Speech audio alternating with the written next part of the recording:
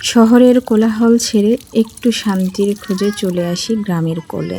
এখানে নেই ট্রাফিক, নেই দৌড়ঝাঁপ, আছে শুধু প্রকৃতির শান্তি, যেখানে সকালটা শুরু হয় পাখির ডাক আর শিশির ভেজা ঘাস দিয়ে। গ্রামের এই সহজ জীবনটাই যেন আসল সুখের সংজ্ঞা। একদিন যদি সবকিছু ছেড়ে চলে যাই, এই গ্রামটাই হবে আমার ঠিকানা। সবুজ মাঠ, কাঁচা রাস্তা আর খোলা আকাশ, এই ছোট ছোট জিনিসগুলোই গ্রামের জীবনের সবচেয়ে বড় সম্পদ। এখানে সময় যেন একটু ধীর আর মনটা অনেক বেশি শান্ত।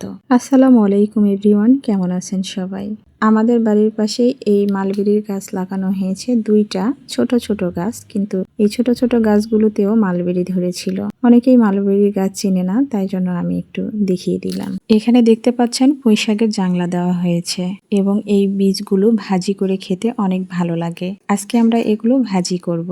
আপনারা এই ভাজিগুলো কখনো খেয়েছেন? পুঁইশাকের এই বীজগুলো যে খাওয়া যায় আমি কখনো জানতাম না আগে। আমার বাসার পাশে কুষ্টিয়ার এক ভাবি আমাকে রান্না করে খাইয়েছিলেন প্রথম। আমার বেশ ভালো লেগেছিল, সেই থেকে আমিও মাঝে মাঝে রান্না করি। দুনিয়াতে এখনো অনেক কিছুই আছে যা আমরা এখনো জানি না। আমরা কেবল প্রতিনিয়ত শিখছি। যতদিন জীবন থাকবে এই শেখার কোনো শেষ হবে না।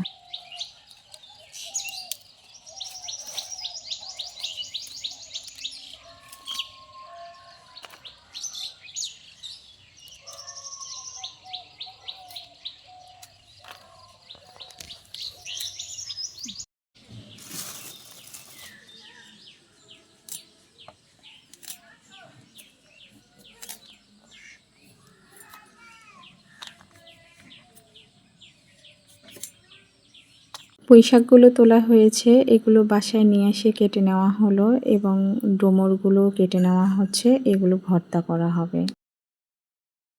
আর এখানে ছিল, এটা অবশ্য আগের ফুটেজ, যখন হালকা একটু শীত ছিল তখন এই বাজারগুলো নিয়ে এসেছিল। এগুলোও গ্রামের বাড়িতেই।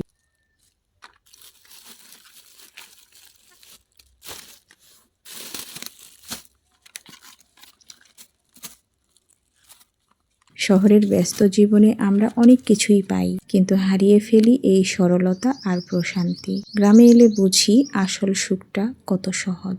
সকালে গরু নিয়ে মাঠে যাওয়া, পুকুরে মাছ ধরা আর বিকেলে বন্ধুদের সাথে আড্ডা, এই ছোট্ট ছোট্ট মুহূর্তগুলোই গ্রামীণ জীবনের রং। জীবনটা যত জটিলই হোক, মাঝে মাঝে এই গ্রামের মতো সহজ হয়ে বাঁচাটাই দরকার।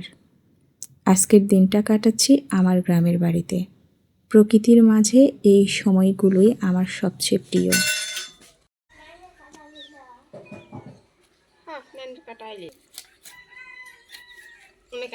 এখন গ্রামেও আধুনিকতার ছোঁয়া চলে এসেছে অনেক কিছুতেই।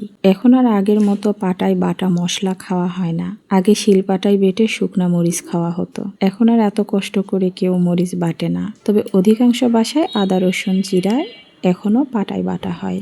সময় স্বল্পতার কারণে আমরাও আজ ব্লেন্ডারে আদা রসুন বেটে নিলাম। দ্রুত রান্না করতে হবে, অনেকটা বেলা হয়ে গেছে। মাটির চুলায় রান্না হচ্ছে। আমি গ্রামে আসলে আমার মা চেষ্টা করেন ফ্রিজে রাখা কোনো মাছ বা মাংস রান্না না করতে, কারণ আমি একদম পুকুরের তাজা মাছ, বাগানের সবজি আর দেশি মুরগির মাংস বেশি পছন্দ করি, মানে যেগুলো একদম অর্গানিক, যা শহরে দুর্লভ। গ্রামেই যখন এসেছি তখন আর শহরের খাবারগুলো কেন খাবো, অর্থাৎ বুঝিয়েছি গ্রামেই যখন এসেছি তখন গ্রামের অথেন্টিক জীবনযাপন করতে হবে, আর এটাই আমার ভালো লাগে। আমি এটাই মনে করি, যেখানকার জীবনধারা সেখানেই খুব ভালো মানায়। এখানে আমাদের পুকুরের তাজা মাছ দিয়ে সবজি রান্না করা হয়েছে। মাছ দিয়ে যে সবজি রান্নাটা হচ্ছে, এগুলো আমরা সবাই খেতে পারবো, কিন্তু আমার ছেলে মাছ খায় না, এই কারণে ফার্মের মুরগি রান্না করা হচ্ছে। ফার্মের মাংস নরম হয়, এই জন্য প্রত্যেকটা বাচ্চাই খুব পছন্দ করে।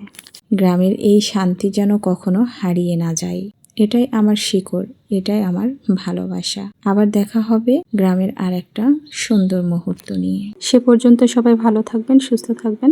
আল্লাহ হাফেজ।